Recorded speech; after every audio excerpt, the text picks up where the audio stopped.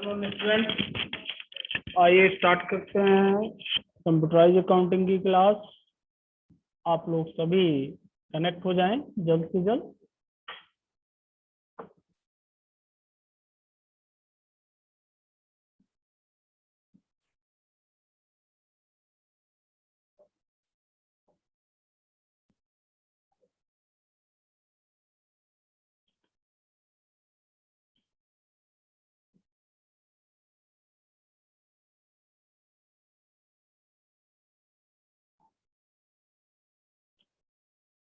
तो student start करते हैं।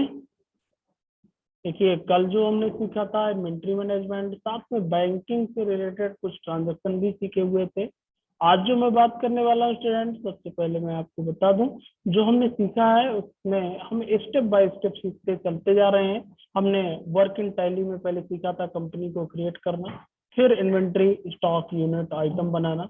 इसके साथ साथ अब हमने यहाँ पे सीख लिया है स्टॉक आइटम के साथ साथ कैटेगरी भी सीख लिया।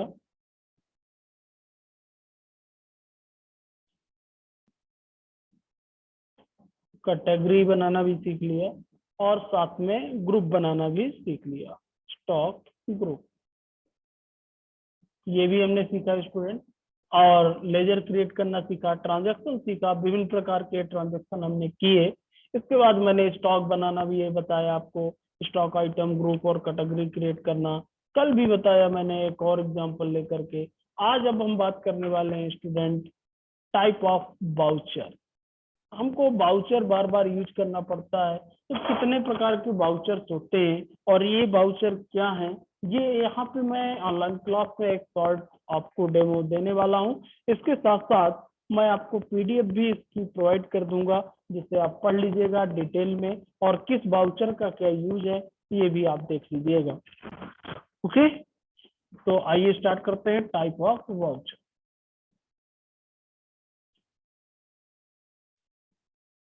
ये देखिए, ग्रुप इन टैली आरपी 9। जब हम टैली आरपी 9 या प्राइम को यूज करते हैं, या मैं कह सकता हूं प्राइम,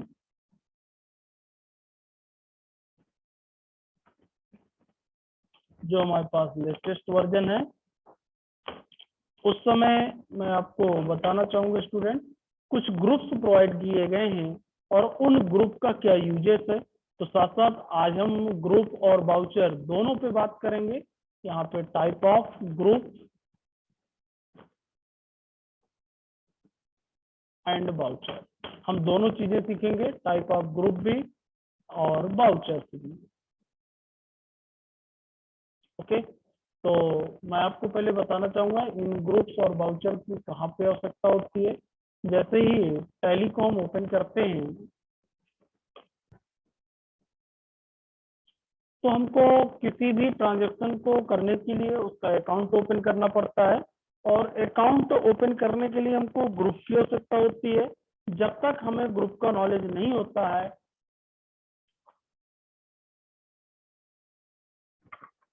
तब तक हम सही अकाउंट क्रिएट नहीं कर सकते हैं। जैसे आप जाते हैं लेजर, और यहाँ पे यदि आपको कोई भी लेजर क्रिएट करना है तो यहाँ पे बहुत सारे ये ग्रुप्स प्रोवाइड किए गए। ये देखिए, इन ग्रुप्स की डिटेल मैं आपको बताने वाला हूँ स्टूडेंट। लिस्ट ऑफ ग्रुप्स, ये कौन से ग्रुप होते हैं और इन ग्रुप के अंदर हमें कौन सा लेजर क्रिएट करना चाहिए, ये हम सीखने वाले हैं। उसके बाद जब हम ट्रांजैक्शन करने जाते हैं तो उस समय हमको क्या यूज करना पड़ता है, वाउचर, जैसे receipt voucher, sales voucher, purchase voucher. तो हमें कौन सा वाउचर यूज करना चाहिए ये भी हम सीखेंगे। तो सबसे पहले आज बात करने वाले हैं ग्रुप पे। ओके स्टूडेंट, तो आइए स्टार्ट करते हैं। ये टैली आरपी 9 या मैं टैली प्राइम कहूँ स्टूडेंट, एक ही है। इसमें कुल 28 ग्रुप होते हैं, जिसमें से 15 प्राइमरी ग्रुप होते हैं और आपके जो 13 हैं वो सब ग्रुप हैं। एक एक करके ये ग्रुप हम पढ़ेंगे। जैसे ये bank account, bank OC, bank OD, branch, division, capital, और इनका एक एक करके यूजेस भी हम सीखेंगे। आज मैं पहला बात करता हूँ बैंक। कल हमने बैंक क्रिएट भी किया था। जो भी हमारे करंट अकाउंट या सेविंग बैंक अकाउंट का लेजर होगा, उसे हम किस में ओपन करेंगे, बैंक अकाउंट ग्रुप के अंतर्गत। यानी कि बैंक से रिलेटेड जो भी लेजर होगा, चाहे वो करंट अकाउंट का हो चाहे सेविंग अकाउंट का हो, उसको जो हम यूज करेंगे, उसको जो हम क्रिएट करेंगे, बैंक अकाउंट लेजर के अंतर्गत रखेंगे। जैसे एसबीआई बैंक कल हमने क्रिएट किया था, और कोई हमारे पास अकाउंट होता पीएनबी बैंक, है ना, तो उस प्रकार से हम क्रिएट कर सकते हैं। अगला ग्रुप जो हमें यूज किया जाता है, बैंक ओडी, यानी कि bank overdraft and bank OCC, bank overdraft cash credit. ये नाम शायद आपने सुना होगा या नहीं सुना है, तो आज मैं आपको बताऊंगा स्टूडेंट। जब भी हम किसी बैंक से लोन लेते हैं, तो बैंक का लोन जो होता है उसको ओपन करने के लिए बैंक ओडी या बैंक ओसी में से किसी एक ग्रुप को रखना पड़ता है। इन दोनों में अंतर क्या होता है एक्चुअल में स्टूडेंट? बैंक ओवरड्राफ्ट देता है, जब किसी बैंक में आप ट्रांजेक्शन करते हैं तो एक लिमिट, मान लीजिए आपके अकाउंट हमेशा कुछ पैसा मेंटेन रहता है, मान के चलिए 50,000 रुपए तक आपका हमेशा अकाउंट में मेंटेन रहता है। तो एक्चुअल में होता क्या है कि वो बैंक फिर आपको क्रेडिट पे पैसा प्रोवाइड कर देता है, यानी कि आपके अकाउंट में यदि पैसा नहीं भी है तो आपको ओवरड्राफ्ट दे देता है कि आप 50,000 रुपए आप निकाल लीजिए, जब आपको पैसा आएगा तो आप या तो मैं डिटेक्ट कर लूंगा या आप जमा कर दीजिएगा, या उसमें ऐसी कंडीशन भी हो सकती है कि मंथली आप इतना देते जाएंगे, ये बैंक पे डिपेंड करता है। तो इस प्रकार के बैंक के लोन लेने से रिलेटेड जो हमारे अकाउंट ओपन होंगे वो किसमें होंगे, बैंक ओडी या ओसीसी में। जब हम एग्जांपल सीखेंगे उसको और डिटेल में सीखेंगे। ब्रांच एंड डिवीजन, उसके नाम से ही पता चलता है, जब किसी कंपनी की एक से अधिक ब्रांच और डिवीजन होती है तो हमको इस ग्रुप को यूज करना पड़ता है। मान लीजिए हमारी कोई कंपनी है, वो कंपनी हमारी आज यहाँ पर चित्रकूट में भी है, और चित्रकूट के साथ साथ मान के चलिए वो कंपनी हमारी सतना में भी है, इलाहाबाद में भी है, तो उसकी हम कई ब्रांचेस भी इसमें दे सकते हैं। इस प्रकार के ब्रांच और डिवीजन से रिलेटेड यदि हमको ग्रुप क्रिएट करना है तो उसके लिए हम क्या यूज करेंगे, ब्रांच एंड डिवीजन। अगला ग्रुप आता है कैपिटल अकाउंट। तो आपको स्टूडेंट मालूम ही है, कैपिटल तो हमने यूज ही किया था। जो भी बिजनेसमैन पूंजी लगाता है उसको किसमें रखा जाता है, कैपिटल अकाउंट। कलर कलर की आवाज आ रही है। हेलो, हाँ सर आवाज नहीं सर सही आ रही। अब सही है? हेलो, खड़र खड़र जी सर, खड़र खड़र आ रहा है, जैसे आप बोलते हैं तैसे। अच्छा चलो देखते हैं। जो भी बिजनेसमैन और वो सही। अपने बिजनेस में पैसा लगाता है, इन्वेस्ट करता है, उसको हम एक तरह से कैपिटल पूंजी कहते हैं, क्योंकि विदाउट कैपिटल के कोई भी बिजनेस स्टार्ट नहीं होता है। उसको हम कैपिटल अकाउंट ग्रुप के अंतर्गत रखते हैं। जैसे कैपिटल अकाउंट ग्रुप में कैपिटल हो गया, ड्राइंग हो गया, LIC, income tax, capital group में रखे जाते हैं।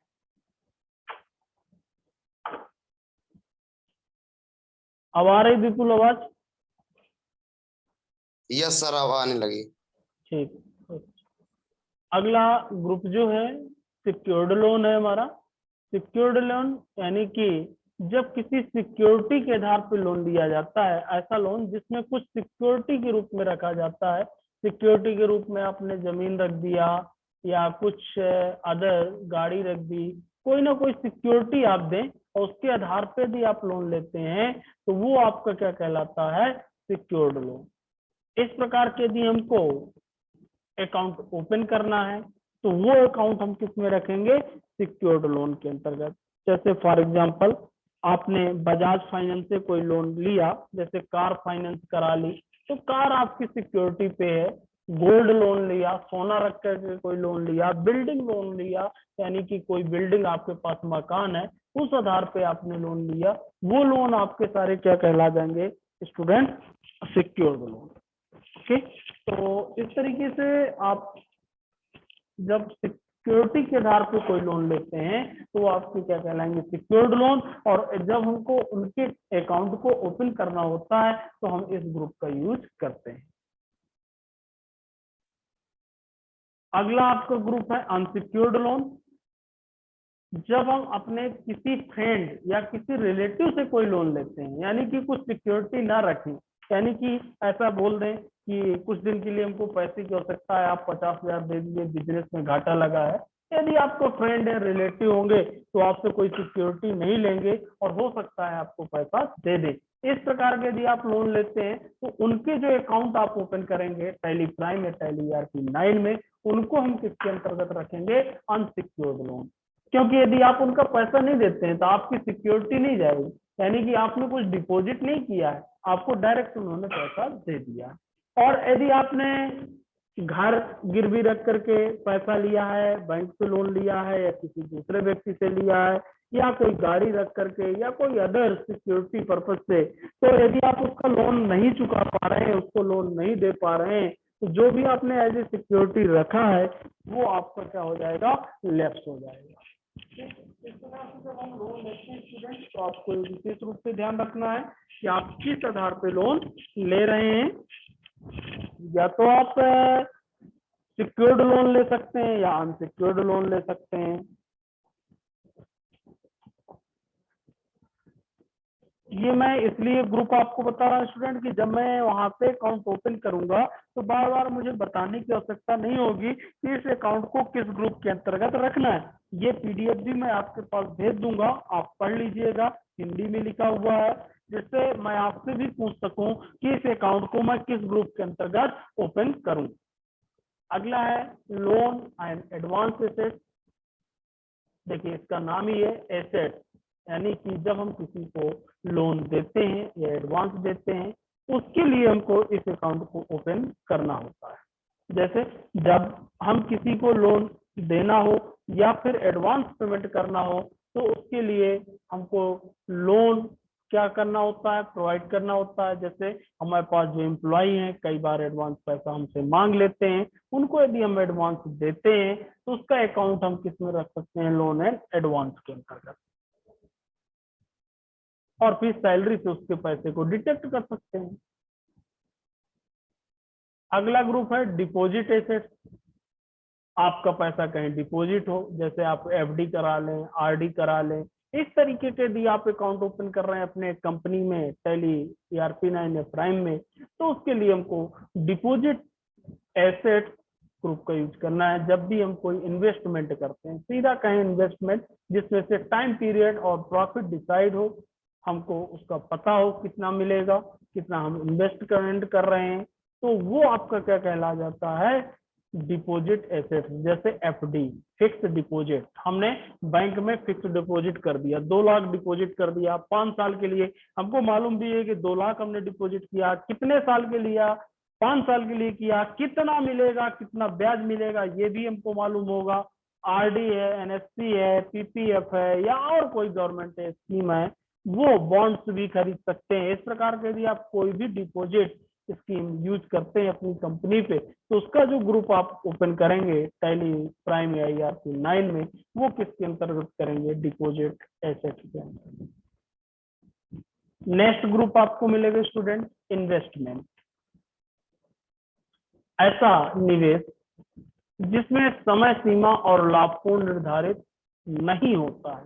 यानी कि हमें इसमें तो देखिए डिपॉजिट RD में हमको ये निर्धारित था कि 5 साल बाद इतना पैसा मिलेगा, हमने इतना जमा किया। लेकिन कभी ऐसा भी हो सकता है कि जिसमें समय सीमा और डिपॉजिट निर्धारित ना हो, प्रॉफिट भी हो सकता है, लॉस भी हो सकता है। कहीं पे इन्वेस्टमेंट करना, कोई नई कंपनी खोल देना, कोई ब्रांचेस खोल देना, या कुछ परचेज कर लेना, या शेयर मार्केट में शेयर करना, इस प्रकार के जो केसेस होते हैं इनसे हमारा इनकम फिक्स नहीं होता है। हो सकता है हमको प्रॉफिट भी हो जाए, हो सकता है हमको लॉस भी हो जाए।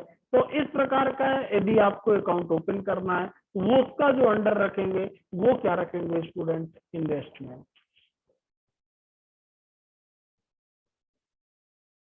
जैसे share market, mutual fund, lottery है, इनमें कोई फिक्स आपका अमाउंट नहीं होता है। आप उसमें बेनिफिट भी हो सकता है, लॉस भी हो सकता है। अगला डायरेक्ट एक्सपेंसेस। अगला ग्रुप आपको मिलेगा टैली प्राइम या टैली ERP 9 में। डायरेक्ट एक्सपेंसेस वो सभी खर्चे जो फैक्ट्री से रिलेटेड होते हैं, डायरेक्ट और हमारे प्रोडक्शन को इफेक्ट करते हैं, उन सभी लेजर को हम डायरेक्ट एक्सपेंसेस में रखते हैं। जो कंपनी से रिलेटेड हो और हमारे प्रोडक्शन पे इफेक्ट करते हो, वो सारे एक्सपेंसेस, वो सभी खर्चे हम डायरेक्ट एक्सपेंसेस के अंतर्गत अकाउंट ओपन करते हैं। जैसे मैंने यहाँ कुछ नाम भी बताए हैं, जैसे आपका वेजेस, वेजेस मजदूरी, power light bill, electricity bill, हम कंपनी के लिए जो यूज करते हैं वो डायरेक्ट एक्सपेंसेस पे रख सकते हैं। फैक्ट्री का रेंट, यदि कंपनी का हम रेंट देते हैं, ऐसे अकाउंट ओपन करते हैं, वो भी डायरेक्ट एक्सपेंसेस के अंतर्गत रख सकते हैं। फैक्ट्री इंश्योरेंस है, कैरेज यानी कि भाड़ा, उससे रिलेटेड, ये ऐसे भाड़े से रिलेटेड कोई भी जो भाड़ा लगता है, रॉ मटेरियल आता है, प्रोडक्शन के लिए अदर प्रोडक्ट आते हैं, उन सभी को हम डायरेक्ट एक्सपेंसेस के अंतर्गत रखते हैं। ओके। दूसरा होता है इनडायरेक्ट एक्सपेंसेस। ये दोनों बहुत ज्यादा यूज होते हैं, इनमें माइनिंग यानी कि देखा जाए तो मेजर डिफरेंस नहीं होता है, बहुत नॉर्मली डिफरेंस पाया जाता है। ऐसे सभी एक्सपेंसेस जो ऑफिस से रिलेटेड हो, उन्हें हम, जो फैक्ट्री को चलाने के लिए सहायक हो, उस जो कंपनी में डायरेक्ट खर्चा हो रहे हैं वो डायरेक्ट एक्सपेंसेस है। जो कंपनी को चलाने के लिए सहायक हो, कंपनी के चलाने के लिए जरूरी हो, जैसे एम्प्लॉय भी रखना पड़ेगा, उसके लिए गाड़ी भी रखना पड़ेगा, उसको देख रेख के लिए, वो एक्सपेंसेस हम किस में रखते हैं? Indirect expenses.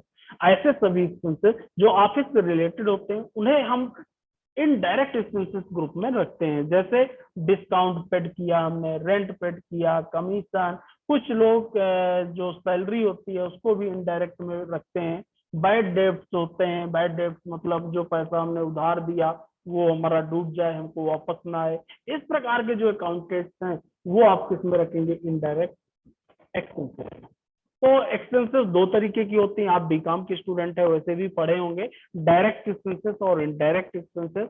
तो कुछ हमको ऐसे अकाउंट होते हैं जिनको डायरेक्ट एक्सपेंसेस पे क्रिएट करना पड़ता है, और कुछ हमारे पास ऐसे अकाउंट होते हैं जिनको हमको इनडायरेक्ट में क्रिएट करना होता है। जिस प्रकार से डायरेक्ट और इनडायरेक्ट एक्सपेंसेस होती है, उसी प्रकार से डायरेक्ट और इनडायरेक्ट क्या होते हैं? इनकम भी होते हैं। कैसे? अगला group direct income. Direct income देखिए किस प्रकार से, ऐसी इनकम जो गुड्स को सेल करने के अलावा हमें रिसीव होती है। इनडायरेक्ट इनकम यानी कि डायरेक्ट तो जो हमको कंपनी से मिल रही है वो तो ठीक ही है, जो हम प्रोडक्ट बना रहे हैं उसको जो बेचेंगे वो डायरेक्ट इनकम हो जाएगी। और इनडायरेक्ट इनकम का मतलब है ऐसी इनकम जो गुड्स को सेल करने के अलावा, बेचने के अलावा कहीं से हमको मिल जाए। यानी कि कुछ पैसा रखा हो, किसी को ब्याज में दे दें, कुछ हमारे पास मशीनरी है उसको हम रेंट ले लें, हमारी बिल्डिंग खाली है उसका रेंट ले लें। इनडायरेक्ट रूप से यदि हमारे पास इनकम आती है, बिना प्रोडक्ट को सेल किए हुए यदि कोई भी इनकम हमारे पास आती है, तो वो इनकम कहलाएगी इनडायरेक्ट इनकम। उन सभी के लेजर को हम इनडायरेक्ट इनकम ग्रुप में रखते हैं। फॉर एग्जांपल डिस्काउंट रिसीव, कहीं पे हमने प्रोडक्ट ज्यादा खरीदा, मान लीजिए, तो हमको कहीं डिस्काउंट मिल गया, तो वो भी हमारा जो ग्रुप होगा किसके अंतर्गत आएगा? इनडायरेक्ट इनकम के अंतर्गत आएगा। रेंट रिसीव, हमने एक दो रूम दे दिए या हॉल दे दिया, वो भी हमारा इनडायरेक्ट इनकम होगा। कमीशन, हमको कहीं पे कमीशन मिल जाए, इंटरेस्ट, हमको कहीं पे ब्याज मिल जाए, इस तरीके से यदि हमको गुड सेल करने के अलावा कोई भी इनकम यदि हमको हमारी कंपनी से होता है, तो वो इनकम आपकी कहलाएगी क्या? Indirect income. तो स्टूडेंट, मैंने आज जो बताया आपको एक्चुअल में ये मैं आपको दिखा दूं, ये जब आप यहाँ लेजर क्रिएट करते हैं टैली प्राइम या टैली RP9 में, उस समय हमको ये यहाँ पे ग्रुप डिसाइड करना होता है। इसके लिए मैंने आज बताया, जैसे मैंने बताया कि बैंक खोलना है तो बैंक ग्रुप आप यूज करेंगे, लोन लेना है तो क्या करेंगे, ब्रांचेस बनाना है, कैपिटल हमको कब यूज करना है, करंट एसेट, अभी बहुत सारे ग्रुप इसमें यूज किए जाते हैं। मैंने स्टार्टिंग में बताया कि 28 ग्रुप इसमें आपके पाए जाते हैं। तो कहीं ना कहीं, और कुछ प्राइमरी ग्रुप हैं, कुछ सेकेंडरी ग्रुप भी पाए जाते हैं। तो आज मैंने मोस्टली ग्रुप बताए, आप लोग पढ़िएगा, इनको प्रैक्टिस करिएगा। इसके अलावा फिर आगे भी मैं ग्रुप बताऊंगा, और ये PDF भी मैं आपको सेंड कर दूंगा, तो आप पढ़ लेना। Okay okay Vipul. Yes sir. हाँ, ये जो ग्रुप हम जब टैली क्रिएट करते हैं इसमें लेजर, तो ये ग्रुप यहाँ पे दिए होते हैं। इनके बारे में आज मैंने समझाया कि हमको कौन सा ग्रुप कब यूज करना चाहिए। तो कुछ ग्रुप मैंने आज बता दिए हैं, कुछ मैं नेक्स्ट क्लास में कल बताऊंगा। ओके जी सर। जी सर।